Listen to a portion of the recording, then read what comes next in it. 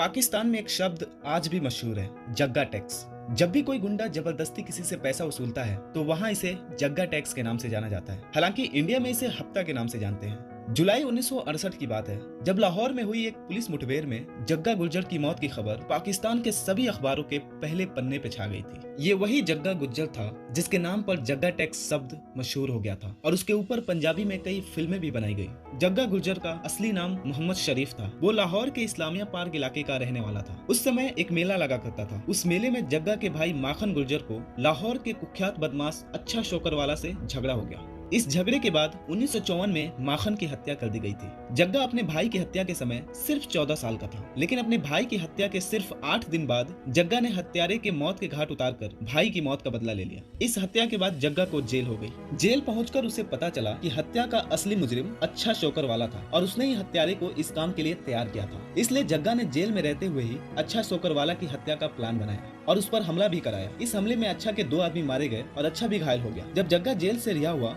तो जेल के बाहर जमा लोगों की भीड़ ने उसका वेलकम किया। ये वो समय था जब अच्छा शोकरवाला को वेस्ट पाकिस्तान के गवर्नर और नवाब ऑफ कालाबाग मलिक अमीर मोहम्मद खान की सरपरस्ती हासिल थी। सरकार विरोधी प्रदर्शन हो या उत्पात की कोई और घटना, नवाब ऑफ कालाबाग के कहने पर अच्छा शोकरवाला सिचुएशन को कंट्रोल करता था और कुछ लोग अच्छा शोकरवाला को छोटा गवर्नर भी कहते थे। अब आप समझ ही गए होंगे कि अच्छा शोकरवाला कितना पहुंच वाला आदमी था। गवर्नर हाउस में उसका अपने घर जैसा आना जाना था। अमीर मोहम्मद खान के समय में अच्छा को पाकिस्तान सरकार की ओर से मेडल ऑफ ऑनर मिला था। अमीर मोहम्मद खान के पीरियड खत्म होने के कुछ समय बाद अच्छा को गुंडा टैक्स वसूलने के आरोप में गिरफ्तार कर लिया गया।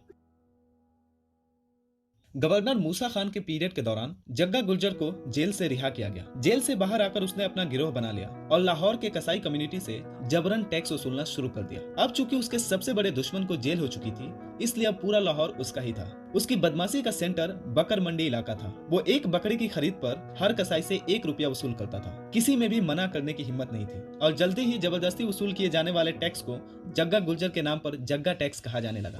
आज भी पाकिस्तान में इस तरह के जबरदस्ती वसूल किए जाने वाले टैक्स को आमतौर पर जग्गा टैक्स ही कहा जाता है। जग्गा था तो बदमाश, लेकिन उसकी एक खासियत थी जो उसे दूसरे गुंडों से अलग करती थी। वह खासियत यह थी जो टैक्स उसके घर जाता था उसमें गरीबों और विधवाओं का भी हिस्सा होता था। लाहौर के एसएसपी हाजी हबीबुर रहमान ने अपने एक इंटरव्यू में बताया था कि जग्गा की बदकिस्मती उस दिन शुरू हुई जब उसका सामना मोजांग में एक फलों की दुकान पर लाहौर के डिप्टी कमिश्नर फतेह मोहम्मद खान बंदियाल से हुआ। फतेह मोहम्मद खान आमतौर पर कोई छोटा मोटा सामान खरीदने खुद ही बिना किसी प्रोटोकॉल के दुकानों पर चले जाते थे। फतेह मोहम्मद खान बंदियाल ने देखा कि फलों की दुकान पर एक जीप आकर रुकी।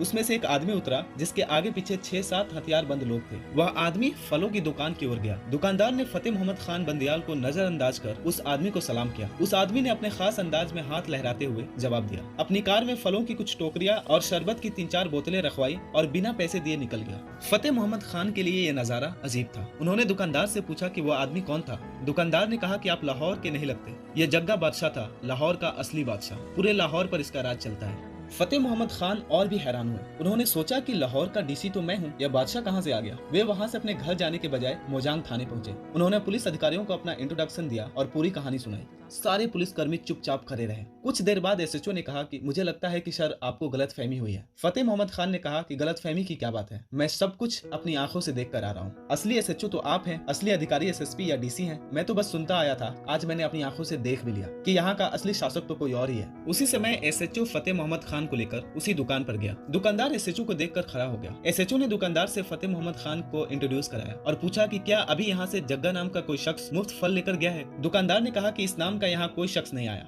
और फिर हम किसी को मुफ्त फल क्यों देंगे। फतेह मोहम्मद खान ये बात सुनकर और भी हैरान हुए और वे समझ गए कि अब दुकानदार उनके और एसएचओ के सामने सच नहीं बताएगा।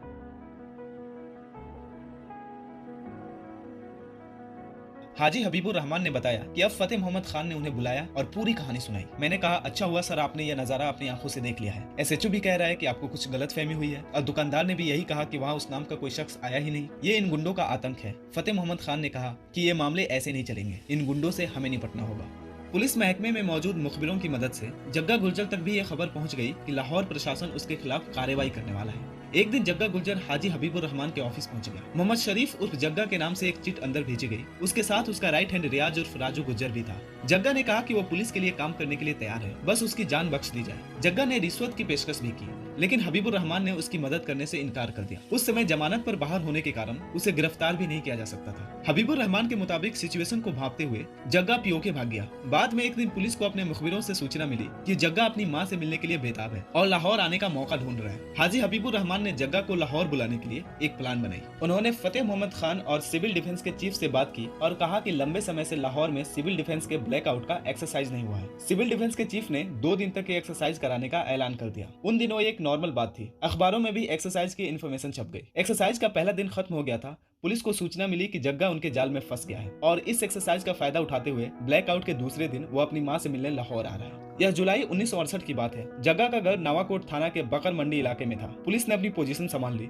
जब जग्गा घर के पास पहुंचा तो पुलिस ने उसे चेतावनी दी और पूछा कि वह कौन है। राजू गुर्जर भी जग्गा के साथ था। इससे पहले कि जग्गा पुलिस को कोई जवाब दे पाता, राजू गुर्जर ने पुलिस पर गोलियां चला दी। पुलिस ने एक बार फिर जग्गा को हथियार डालने को कहा और उसकी जान बख्शने का ऐलान किया, लेकिन जब आदेश का पालन नहीं किया गया और राजू गुर्जर ने दोबारा पुलिस पर गोलियां चलाई तो पुलिस ने जवाबी फायरिंग की, जिसमें राजू गुर्जर और जग्गा गुर्जर दोनों मारे गए। हाजी हबीबुर रहमान ने बताया कि लोग यकीन ही नहीं कर रहे थे कि जग्गा मर गया है। उसकी लाश देखने के लिए लोगों की भीड़ उमड़ पड़ी थी। जग्गा की लाश देखने के लिए बकर मंडी से शहर तक लोगों की लाइन लगी हुई थी। जग्गा को मारने वाली पुलिस टीम को सरकार ने नगद इनाम दिया और उन्हें मेडल भी दिए, लेकिन लाहौर के लोगों के दिलों से जग्गा गुर्जर और उसका लगाया हुआ जग्गा टैक्स नहीं मिटाया जा सका। आज भी कोई ना कोई जग्गा टैक्स वसूलता ही है। दोस्तों, कमेंट में बताएं कि ये वीडियो आपको कैसी लगी और वीडियो पसंद आई हो तो वीडियो को लाइक और चैनल को सब्सक्राइब जरूर करें।